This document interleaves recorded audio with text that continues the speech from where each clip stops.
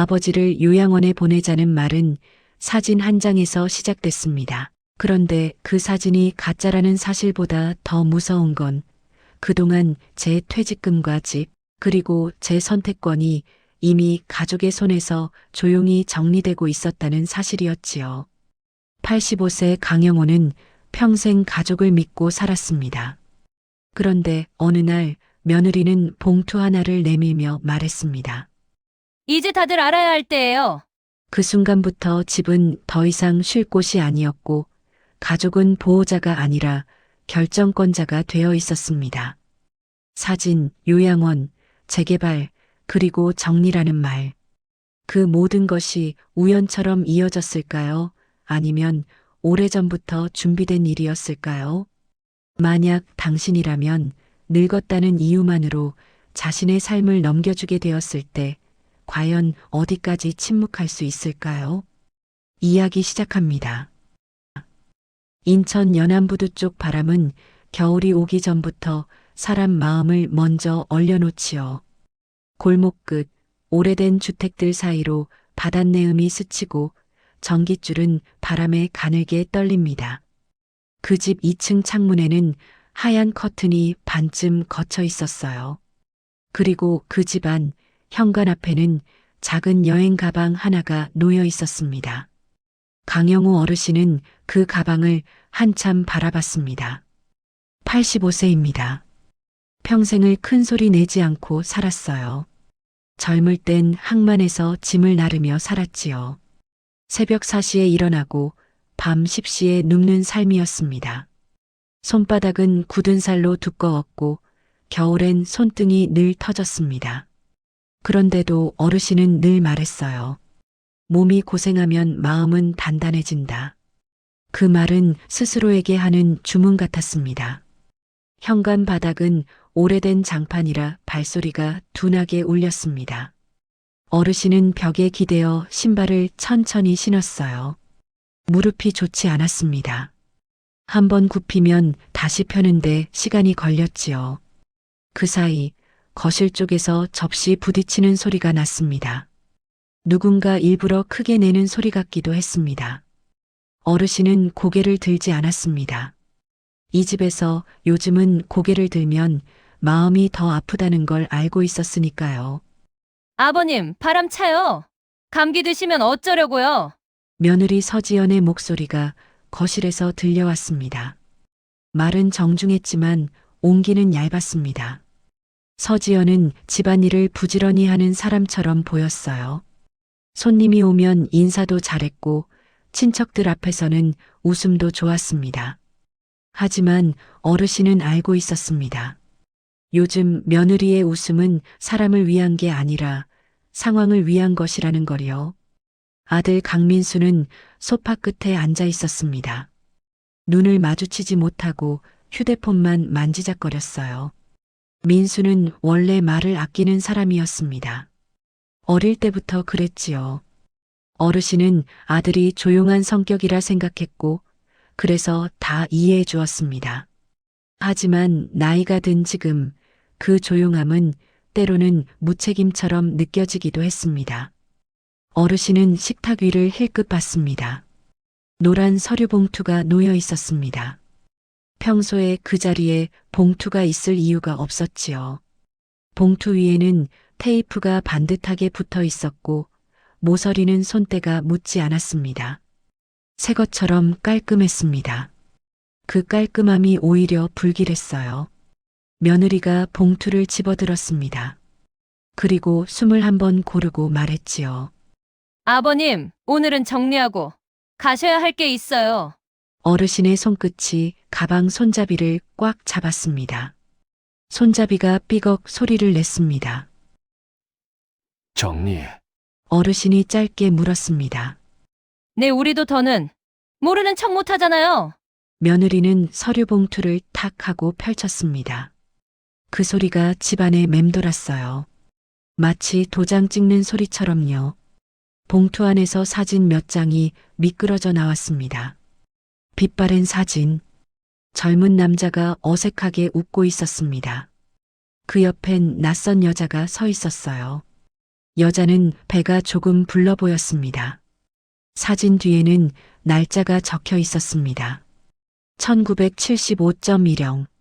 어르신의 시야가 순간 흐려졌습니다. 그 숫자가 너무 선명해서였어요. 며느리는 사진을 손끝으로 톡톡 두드리며 말했습니다. 아버님, 이거 설명해 주세요. 민수 씨가 누구 아들인지. 민수의 손이 움찔했습니다. 하지만 그는 말하지 않았어요. 눈동자만 흔들렸습니다. 어르신은 목이 마른 듯 침을 삼켰습니다. 사람은 충격을 받으면 말이 줄어든다고 하지요. 그 말이 맞았습니다. 머릿속에서는 할 말이 많은데 입은 열리지 않았습니다. 저런 이야기를 왜 이제? 어르신이 겨우 꺼낸 말이었습니다. 며느리의 표정이 조금 굳었습니다. 그리고 아주 낮은 목소리로 덧붙였습니다. 이제 아버님은 혼자 사시기 어렵잖아요. 요양원도 예약했어요. 거긴 깔끔하고 관리도 잘 되고요. 말 끝에는 그러니 순순이라는 뜻이 붙어 있는 듯 했습니다. 어르신은 그 순간 알았습니다. 오늘의 핵심은 사진이 아니었어요. 요양원도 아니었습니다. 집이었습니다. 이 집의 명예, 이 집의 가치, 그리고 앞으로의 재개발 이야기. 며느리의 눈이 잠깐 창밖으로 향했습니다. 바깥 골목 끝, 멀리 보이는 공사 가림막 쪽을 스치고 돌아왔지요. 그 시선이 모든 걸 말해주는 듯 했습니다. 그때 방문이 열리는 소리가 났습니다. 현관문이 아니라 안쪽 방문이었어요. 교복 치맛자락이 바람처럼 스치며 손녀가 들어왔습니다. 강소윤이었습니다. 17살. 숨이 약간 찬 얼굴이었고 손에는 얇은 파일 하나가 들려 있었어요. 소윤은 거실을 한번 둘러봤습니다. 사진을 보는 순간 눈썹이 움찔했습니다. 그리고 며느리 쪽을 똑바로 바라보며 말했지요. 엄마, 그거 진짜 아니잖아. 방안 공기가 갑자기 무거워졌습니다. 민수는 고개를 들었고 며느리는 입술을 꾹 다물었습니다. 어르신은 손녀의 목소리를 듣는 순간 이상하게 숨이 조금 쉬어졌습니다. 누군가 내 편에 서 있다는 느낌은 그렇게 사람을 살게 하더군요. 소유는 할아버지 쪽으로 다가왔습니다. 손에 든 파일을 꼭 쥐고 있었어요. 손등이 하얗게 될 정도로요. 그리고 조용히 말했습니다. 할아버지, 지금 나가시면 안 돼요. 먼저 확인해야 할 게 있어요. 어르신은 그 말에 가슴이 뜨끔했습니다. 확인. 그는 평생 확인하며 살았습니다. 하역장에서 물건 수량을 확인했고, 월급 봉투 액수를 확인했고, 약 봉지의 날짜를 확인했지요. 그런데 이상하게도 가족 앞에서는 확인을 멈췄습니다. 가족은 확인할 대상이 아니라 믿을 대상이라 생각했기 때문입니다. 어르신은 손녀의 얼굴을 봤습니다. 두려움도 있었지만 그보다 더 큰 결심이 있었습니다. 어르신은 조용히 가방 손잡이를 내려놓았습니다. 그리고 아주 짧게 말했지요. 그래, 확인하자. 며느리의 눈빛이 순간 흔들렸습니다. 그 흔들림이 아주 작아서 모르는 사람은 지나쳤을지도 모릅니다. 하지만 어르신은 봤습니다. 그 눈빛은 계획이 어긋날 때 나오는 눈빛이었어요. 밖에서는 겨울바람이 전깃줄을 다시 울렸습니다. 그 소리는 마치 예고처럼 들렸지요. 이 집에서 오늘부터는 더 큰 소리가 날 거라는 예고 말입니다. 어르신은 문득 깨달았습니다. 자신의 늦은 삶은 끝나지 않았습니다. 오히려 이제 다른 방식으로 시작될지도 모른다는 것을요. 소윤이 가져온 파일은 얇았지만 그날 집안 공기는 갑자기 두꺼워졌습니다. 강영우 어르신은 현관에 놓인 가방을 다시 바라봤습니다. 아까는 떠나야 하나였는데 지금은 떠나면 안 되나가 되었습니다. 사람 마음은 한 문장으로 바뀌지요. 특히 늙은 마음은 더 조심스럽게 흔들립니다. 거실 한가운데 노란 봉투와 사진이 그대로 펼쳐져 있었습니다. 며느리 서지연은 팔짱을 낀 채 소윤을 노려봤습니다. 아들 민수는 어딘가로 도망치듯 물컵만 만졌습니다. 어르신은 그 모습이 참 낯설었습니다. 자기 집인데 자기 자리가 없는 느낌이었어요. 소윤은 파일을 식탁 위에 올려놓았습니다. 종이는 몇 장 안 됐습니다. 하지만 숫자는 많았습니다. 퇴직금 입금 내역, 그리고 생활비라는 이름으로 빠져나간 이체 기록. 어르신은 안경을 쓰고 한 줄씩 읽었습니다. 읽을수록 목이 더 말랐습니다. 이게 뭐냐? 어르신이 낮게 물었습니다. 소윤이 숨을 고르고 말했습니다. 할아버지 퇴직금이요. 매달 들어오면 며칠 안 돼서 빠져나가요. 엄마 계좌로 또는 엄마가 관리하는 카드값으로요. 말이 끝나자 소윤의 손이 미세하게 떨렸습니다. 서지연이 웃으며 끼어들었습니다. 아버님, 그건 생활비죠. 같이 살면 돈이 나가잖아요. 병원도 모시고 다니고, 약도 사고, 난방도 틀고요. 웃음이었지만 설명이 아니라 판결처럼 들렸습니다. 어르신은 종이를 넘겼습니다. 본인이 병원 다닌 날짜와 돈이 빠져나간 날짜가 맞지 않는 곳도 보였습니다. 그런데도 어르신은 단정하지 않았습니다. 평생을 확인하고도 한 번 더 확인하며 살았거든요. 민수야, 어르신이 아들을 불렀습니다. 너는 알고 있었냐? 민수는 잠깐 입을 열었다 닫았습니다. 그리고 고개를 숙였습니다. 아빠, 나도 자세히는 지연이가 정리한다고 해서. 그 말은 변명이었습니다. 그러나 어르신은 그 변명이 더 아팠습니다. 자식이 나를 속인 게 아니라 나를 지켜줄 생각이 없다는 뜻 같아서요. 소윤이 목소리를 높였습니다. 아빠, 정리가 아니라 가져간 거잖아. 할아버지한테 물어본 적 있어? 갈등이 커질수록 소윤의 말은 짧아졌습니다. 서지연의 표정이 굳었습니다. 야, 너 말 조심해. 어른들 일에 애가 뭘 알아? 그 순간 어르신은 애라는 단어가 칼처럼 느껴졌습니다. 어쩌면 이 집에서 약한 사람은 늘 애 취급을 받았는지도 몰랐습니다. 노인도 손녀도요. 어르신은 손바닥으로 사진을 천천히 덮었습니다.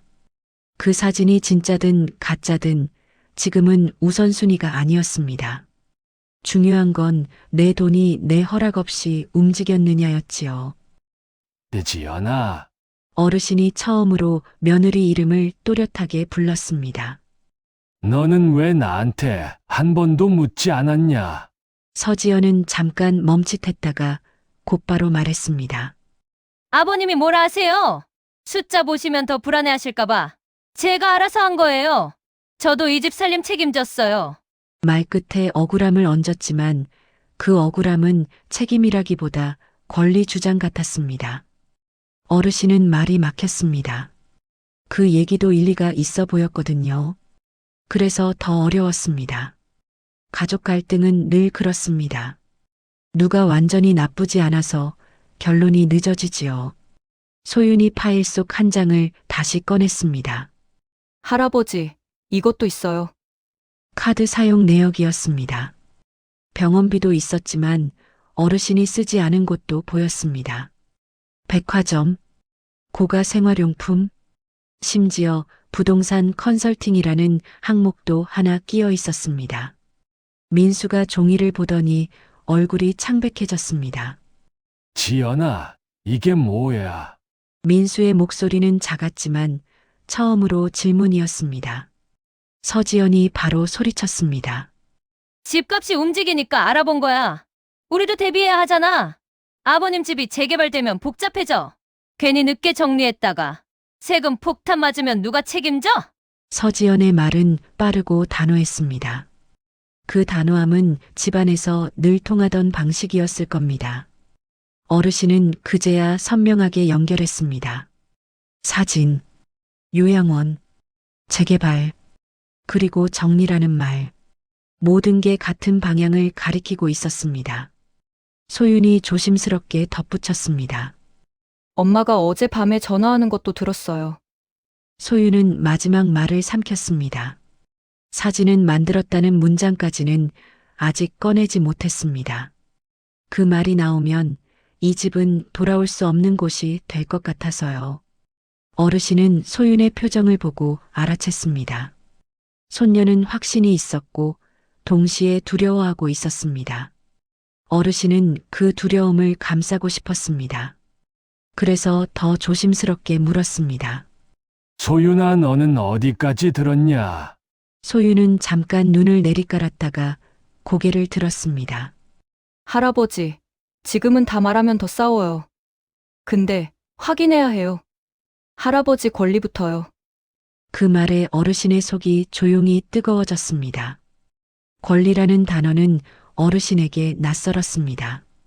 젊을 때는 권리보다 책임이 먼저였고 노후에는 체면이 먼저였지요. 하지만 지금 손녀는 그 낯선 단어를 붙잡아주고 있었습니다. 어르신은 그날 저녁 방에 들어와 오래된 수첩을 꺼냈습니다. 예전 월급 봉투 액수, 아이들 학원비, 집 수리비를 적던 수첩입니다. 페이지를 넘기니 본인이 어떤 사람인지 다시 보였습니다. 나는 원래 숫자를 모르는 사람이 아니었구나. 그걸 잊고 살았던 겁니다. 가족 앞에서는 그냥 믿는 사람이 되어버렸습니다. 거실에서는 여전히 말소리가 났습니다. 민수는 중간에서 그만하자만 반복했고 서지연은 결국 아버님은 혼자 못 산다는 말로 밀어붙였습니다. 소유는 울먹이는 목소리로 할아버지한테 물어보고 하자고 버텼습니다. 어르신은 문틈 사이로 그 소리를 들었습니다. 마음이 무겁습니다. 하지만 이상하게도 조금은 또렷해졌습니다. 여기서 더 미루면 확인할 기회 자체가 사라질 것 같았거든요. 어르신은 다음 날 아침 밥상 앞에서 짧게 말했습니다. 오늘 밖에 좀 다녀오마. 서지연이 바로 물었습니다. 어디요, 아버님? 어르신은 눈을 피하지 않았습니다. 확인할 게 있다. 민수가 당황해서 웃어 보였습니다. 아빠, 그냥 내가 알아볼게. 어르신은 고개를 저었습니다. 아니, 이번에는 내가 한다. 그 말이 끝나자 소윤이 조용히 고개를 끄덕였습니다. 그 끄덕임은 같이 가겠다는 뜻처럼 보였습니다. 어르신은 외투를 챙기며 속으로 생각했습니다. 가족을 상대로 뭘 한다는 게 두렵습니다. 하지만 더 두려운 건 아무것도 하지 않고 늙어버리는 겁니다. 그날 바깥 공기는 차가웠습니다. 그런데 어르신은 처음으로 그 차가움이 정신을 깨우는 바람처럼 느껴졌습니다. 문을 나서는 순간 어르신은 결심했습니다. 사진의 진실도, 돈의 흐름도, 집의 문제도, 이제는 누군가가 정리해주는 것이 아니라 내가 확인하고 결정하는 것으로 바꾸겠다고요. 그 결심이 3장으로 이어질 시작이었습니다. 아침 공기가 유난히 차가웠습니다. 강영우 어르신은 코트를 여미며 집을 나섰습니다. 문을 닫는 소리가 평소보다 크게 들렸습니다. 그 소리가 마치 경고처럼 귓가에 남았지요. 집안의 갈등은 이제 말다툼이 아니라 위기가 되어 있었습니다. 버스 정류장까지 걷는 길이 길게 느껴졌습니다. 평생 다니던 길인데도 발걸음이 조심스러웠습니다. 어르신은 주머니 속에서 수첩을 꺼냈습니다. 젊을 때 쓰던 낡은 수첩이었습니다. 숫자와 날짜가 빼곡했습니다. 그 수첩이 오늘의 무기일지도 모른다는 생각이 들었습니다. 먼저 은행에 들렀습니다. 창구 앞에 서자 직원이 친절하게 물었습니다. 어르신, 무엇을 도와드릴까요? 어르신은 퇴직금 계좌를 확인해 달라고 했습니다. 직원은 컴퓨터를 보며 잠시 고개를 갸웃했습니다. 이 계좌 자동이체 설정이 여러 개 되어 있네요. 어르신의 손이 미세하게 떨렸습니다. 내가 한 게 아닙니다. 그 말은 설명이 아니라 사실 확인이었습니다. 직원은 조심스럽게 설명했습니다. 가족분이 위임을 받아 관리하신 것 같습니다. 서류가 있어서요. 서류. 어르신은 그 단어가 이렇게 무거울 줄 몰랐습니다. 본인은 모르는 서류가 이미 자신의 삶을 움직이고 있었습니다. 은행을 나서자 햇빛이 눈부셨습니다. 하지만 마음은 더 어두워졌습니다. 확인할수록 스스로 할 수 있는 게 없다는 느낌이 들었습니다. 모든 길에는 가족동이라는 문장이 붙어 있었지요. 다음은 동사무소였습니다. 주민센터의 형광등은 늘 밝았고 사람들은 바빴습니다.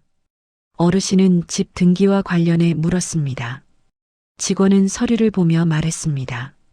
명의는 아직 어르신이신데요. 관리나 처분은 공동협의가 필요할 수 있습니다. 그 말은 틀리지 않았습니다. 하지만 어르신에게는 또 하나의 벽처럼 느껴졌습니다. 집으로 돌아오는 길 휴대폰이 울렸습니다. 아들 민수였습니다. 아빠, 어디야? 확인하러 나왔다. 잠시 침묵이 흐른 뒤 민수가 말했습니다. 아빠, 너무 크게 만들지 말자. 지연이도 스트레스가 많아. 그 말에 어르신은 대답하지 않았습니다. 설명해도 닿지 않을 걸 알고 있었으니까요. 집에 도착하니 거실은 조용했습니다. 서지연은 없었고 소윤만 식탁에 앉아 있었습니다. 소윤은 할아버지 얼굴을 보자 바로 일어섰습니다. 어떻게 됐어요? 어르신은 고개를 저었습니다. 쉽지 않아. 그 말에 소윤의 눈빛이 잠시 흔들렸습니다. 저녁 무렵 서지연이 돌아왔습니다. 표정이 굳어 있었습니다. 아버님, 은행 다녀오셨다면서요? 어르신은 대답하지 않았습니다. 서지연은 한숨을 쉬며 말을 이었습니다. 이렇게 다니시면 저희도 곤란해요. 괜히 문제 키우지 마세요. 그 말은 걱정이 아니라 통제처럼 들렸습니다. 어르신은 식탁에 앉아 밥을 먹다가 숟가락을 내려놓았습니다. 입맛이 없었습니다. 지연아, 조용한 목소리였습니다. 나는 내가 뭘 모르는지 알고 싶다. 서지연은 잠깐 웃었습니다. 아버님, 이제 편하게 사셔야죠. 다 저희가 해드릴게요. 그 말은 달콤했지만 선택권은 없었습니다. 밤이 되자 집안은 더 조용해졌습니다.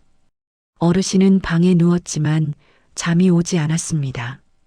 천장을 보며 생각했습니다. 나는 지금 내 집에서 가장 약한 사람인가? 그 생각이 가슴을 눌렀습니다. 소윤이 조심스럽게 방문을 두드렸습니다. 할아버지, 어르신은 몸을 일으켰습니다. 소윤은 작은 목소리로 말했습니다. 오늘 엄마가 전화하는 걸 또 들었어요. 어르신의 심장이 내려앉았습니다. 뭐라고 하더냐? 아직 확실하진 않은데 사진은 문제 없고 서류만 정리되면 된다고 했어요. 그 말에 어르신은 눈을 감았습니다. 사진보다 서류가 더 무섭다는 걸 이제는 알 것 같았습니다. 사람을 쫓아내는 건 감정이지만 되돌릴 수 없게 만드는 건 종이었습니다. 소윤아, 어르신이 천천히 말했습니다. 너까지 이 일에 엮이고 싶지 않아. 소윤은 고개를 저었습니다. 할아버지 혼자 두고 못 봐요. 그 말은 짧았지만 단단했습니다. 어르신은 그날 밤 다시 수첩을 펼쳤습니다. 페이지 끝자락에 적힌 옛 메모 하나가 눈에 들어왔습니다. 정식형, 법무사 박씨 소개. 10수년 전 지인에게 집 문제로 소개받았던 이름이었습니다. 그때는 필요 없어서 넘겼던 메모였습니다. 어르신은 그 이름을 한참 바라봤습니다. 아주 작은 글씨였지만 이상하게 선명했습니다. 아직 완전히 막힌 건 아니라는 신호 같았습니다. 희망이라고 부르기엔 작았지만 절망 속에서 발견한 단서였습니다. 어르신은 수첩을 덮었습니다. 그리고 마음속으로 조용히 정리했습니다. 지금의 위기는 감정으로 풀 수 있는 문제가 아니었습니다. 가족이라는 이름만으로 넘길 수도 없었습니다. 이제는 누군가의 판단이 아니라 자신의 권리를 확인할 방법을 찾아야 할 때였습니다. 창밖에서 바람이 불었습니다. 전깃줄이 다시 울렸습니다. 어르신은 그 소리를 들으며 생각했습니다. 다음은 혼자가 아니다. 그 생각이 다음으로 이어질 유일한 희망이었습니다. 아침 햇빛이 거실 바닥에 길게 들어왔습니다.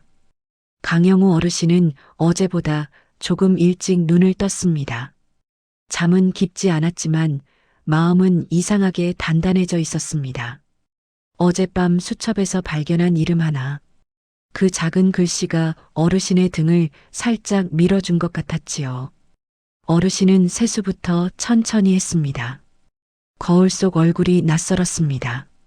늙은 얼굴이 아니라 오래 참아온 얼굴이었습니다. 어르신은 입술을 한번 다물었다가 풀었습니다. 오늘은 말해야 할 날이라는 생각이 들었습니다. 식탁에는 소윤이 먼저 앉아 있었습니다. 조용히 토스트를 먹고 있었어요. 어르신이 맞은편에 앉자 소윤이 눈을 들었습니다. 할아버지, 괜찮으세요? 어르신은 짧게 고개를 끄덕였습니다. 오늘은 확인하러 간다. 소윤은 숨을 길게 내쉬었습니다. 그 숨속에는 걱정도 있었고 안도도 있었습니다. 어르신은 휴대폰을 들고 오래된 연락처를 찾았습니다. 정식형 이정식. 젊을 때 함께 항만에서 일하던 사람이었습니다. 가끔 전화로 안부만 묻던 사이였지요. 어르신은 잠시 망설였습니다. 남에게 집안일을 꺼내는 건 부끄러운 일이었습니다. 하지만 부끄러움 때문에 잃을 게 더 커지는 것도 이제는 싫었습니다.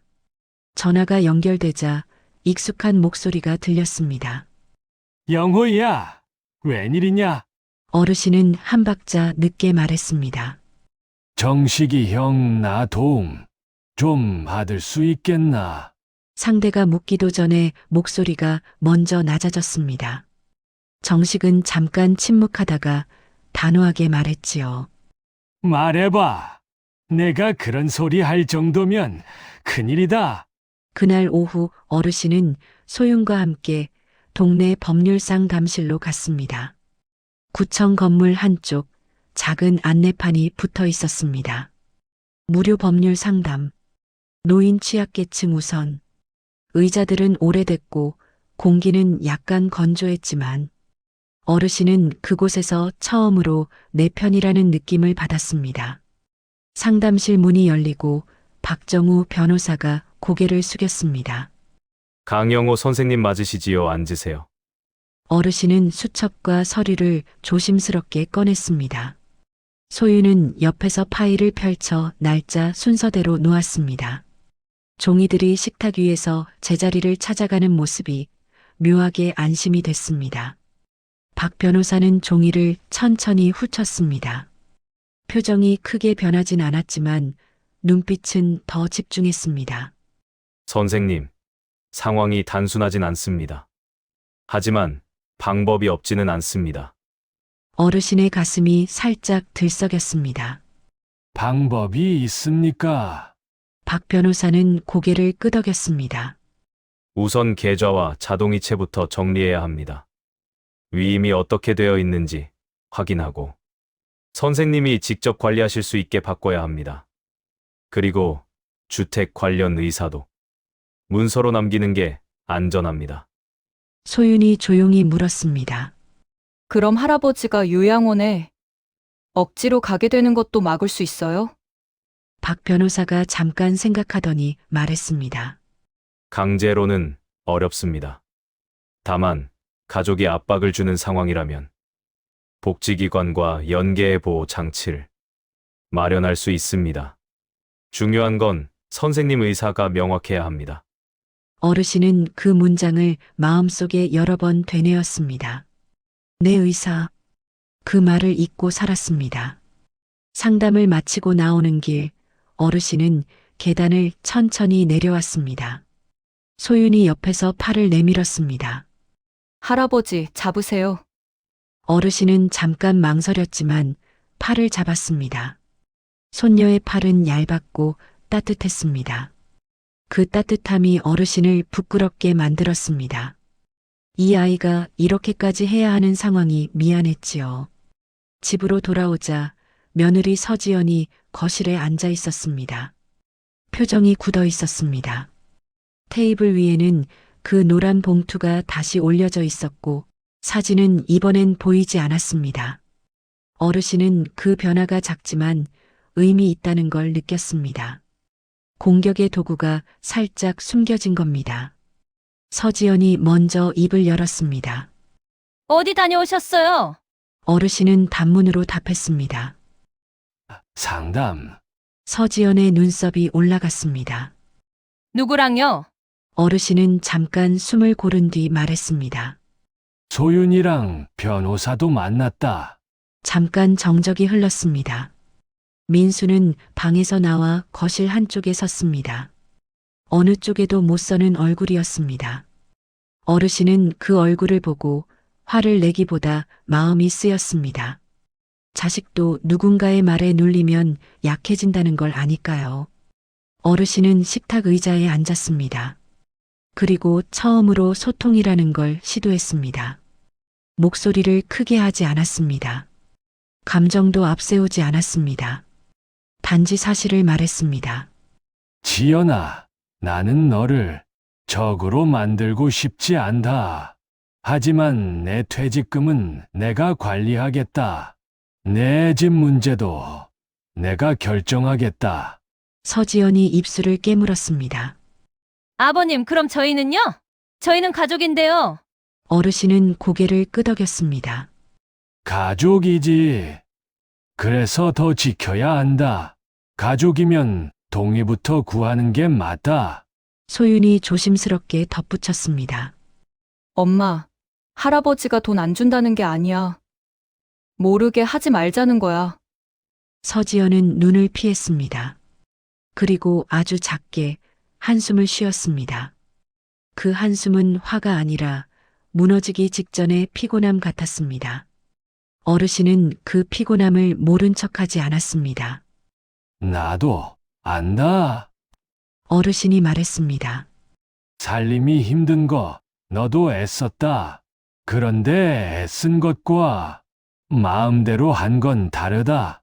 민수가 그제야 입을 열었습니다. 아빠, 미안해. 내가 중간에서 제대로 못했어. 민수의 사과는 늦었지만 처음으로 내가 잘못했다는 말이었습니다. 어르신은 그 말을 바로 용서하진 못했습니다. 하지만 그 말이 나오는 집안은 아직 완전히 끝난 게 아니라고 느꼈습니다. 그날 밤 어르신은 혼자 방에 앉아 통장을 정리했습니다. 박 변호사가 알려준 체크리스트를 수첩에 옮겨 적었습니다. 자동이체 해지, 위임 범위 확인, 비밀번호 변경, 서류 사본 보관, 단순한 항목들이었습니다. 하지만 어르신에게는 삶을 되찾는 절차였습니다. 소윤이 문틈으로 얼굴을 내밀었습니다. 할아버지, 저 도움이 필요하면 말해요. 어르신은 고개를 끄덕였습니다. 고맙다. 그리고 덧붙였습니다. 내가 있어서 내가 아직 사람답다. 소윤은 눈을 몇 번 깜빡였습니다. 할아버지, 사람답다는 건 원래 할아버지 거예요. 그 말이 어르신 마음에 오래 남았습니다. 며칠 뒤 작은 변화가 생겼습니다. 서지연은 퇴직금 계좌에 대해 더는 내가 알아서라는 말을 하지 않았습니다. 민수는 은행에 같이 가겠다고 했습니다. 소유는 서류를 정리해 파일에 넣었습니다. 집안 분위기는 완전히 따뜻해진 건 아니었습니다. 하지만 적어도 한쪽이 일방적으로 밀어붙이던 흐름은 멈췄습니다. 어르신은 창밖을 보았습니다. 바람은 여전히 차가웠습니다. 그런데 어르신은 이제 그 바람을 쫓겨나는 소리로 듣지 않았습니다. 바뀌는 소리로 듣고 있었습니다. 그리고 어르신은 알았습니다. 진짜 싸움은 이제부터일지도 모른다는 것을요. 계좌를 바꾸고 서류를 정리하고 의사를 문서로 남기는 일. 그 과정에서 또 다른 반발이 올 수도 있었습니다. 하지만 이번엔 달랐습니다. 혼자가 아니었습니다. 소윤이 있었고 민수도 조금씩 제자리를 찾고 있었습니다. 그리고 무엇보다 어르신 자신의 마음이 바뀌었습니다. 참는 사람이 아니라 선택하는 사람이 되기로 했지요. 어르신은 수첩 맨 뒤에 한 줄을 적었습니다. 내 삶은 내가 결정한다. 글씨는 삐뚤었지만 뜻은 똑바로 서 있었습니다. 이제 결말은 누가 이기느냐가 아니라 어르신이 어떤 삶을 선택하느냐로 흐를 준비를 하고 있었습니다. 그 선택이 다음 장에서 확실한 전환을 만들 것입니다. 이사 날짜는 생각보다 빨리 잡혔습니다. 강영호 어르신은 떠나야 한다가 아니라 옮겨 살겠다라고 말했습니다. 그 말 한마디가 집안 공기를 바꿨지요. 누군가에게 밀려나는 움직임이 아니라 스스로 선택한 이동이었습니다.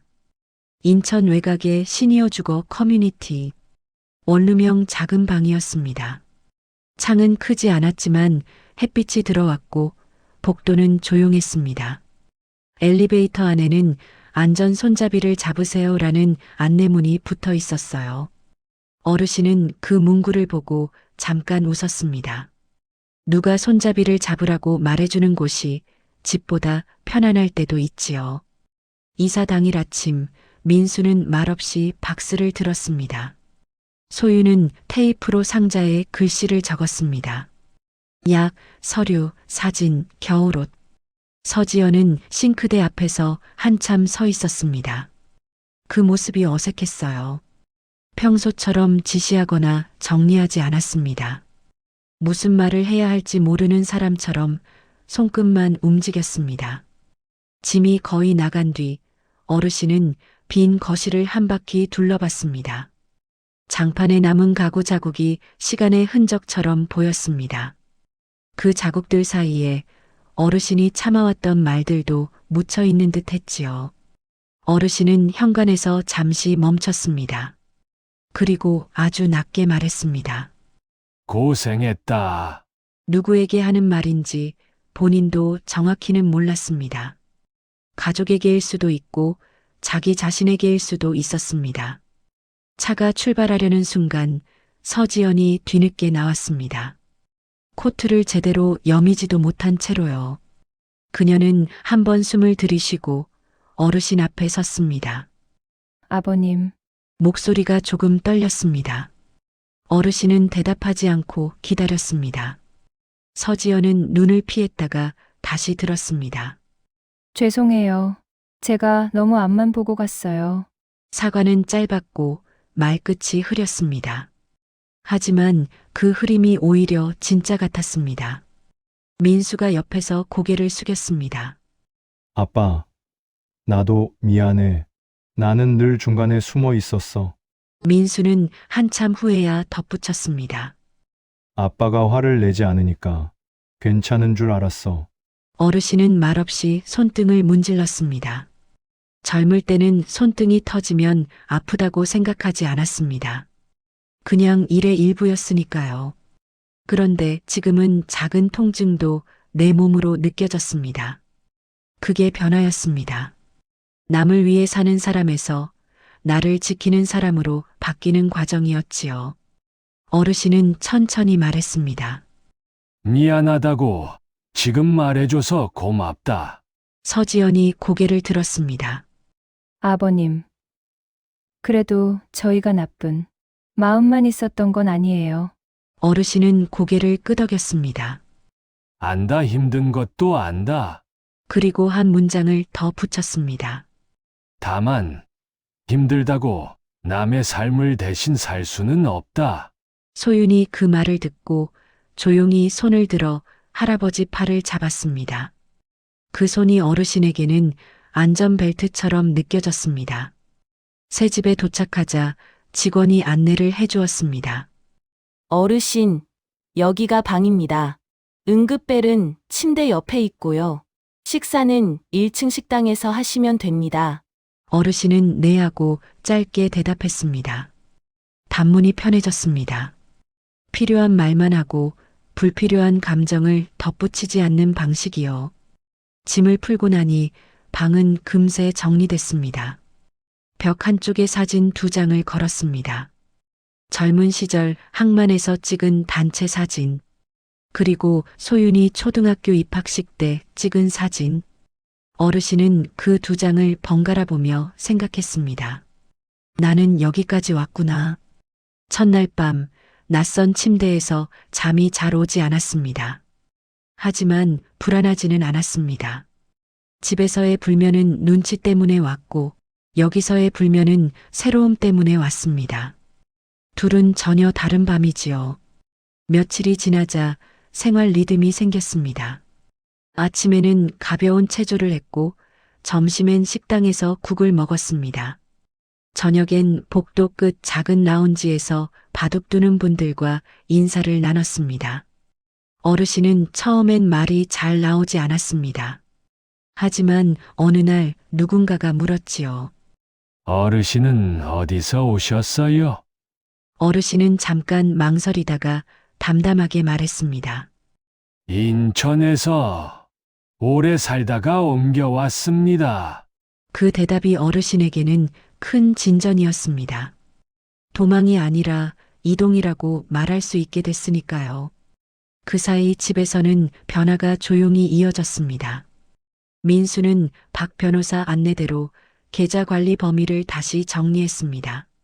서지연은 생활비 항목을 분리해 기록하기 시작했습니다. 소유는 가족 단톡방의 약속이라는 제목으로 짧은 글을 올렸습니다. 할아버지 의사 먼저 묻기. 돈은 합의한 만큼만. 서류는 같이 확인하기. 말이 길지 않았습니다. 그런데 이상하게도 그 약속이 집안의 기준을 만들었습니다. 어느 토요일 민수 가족이 어르신을 찾아왔습니다. 소유는 귤 한 봉지를 들고 왔고 서지연은 어색하게 반찬통을 내밀었습니다. 아버님, 입에 맞으실지 모르겠어요. 어르신은 반찬통 뚜껑을 열어보지 않고 말했습니다. 고맙다. 그리고 잠시 후 덧붙였습니다. 다음엔 같이 먹자. 그 말에 민수의 눈이 빨개졌습니다. 식사 후 민수가 조용히 말했습니다. 아빠, 나도 이제 알겠어. 아빠가 원한 건 돈이 아니라 존중이었지? 어르신은 고개를 끄덕였습니다. 그래, 존중이 없으면 사랑도 오래 못 간다. 서지연이 작은 목소리로 말했습니다. 아버님, 저도 무섭더라고요. 집값이 오르고 애들 교육비가 늘고 우리 삶이 흔들릴까 봐요. 그래서 더 잡으려고 했던 것 같아요. 어르신은 그녀를 오래 바라보지 않았습니다. 대신 식탁 위 물컵을 한번 잡았다 놓고 말했습니다. 무서우면 같이 상의하면 된다. 혼자 결정하면 결국 누구 하나가 무너진다. 소윤이 웃으며 끼어들었습니다. 그러니까 이제는 할아버지한테 먼저 물어보기 약속. 민수가 고개를 끄덕였습니다.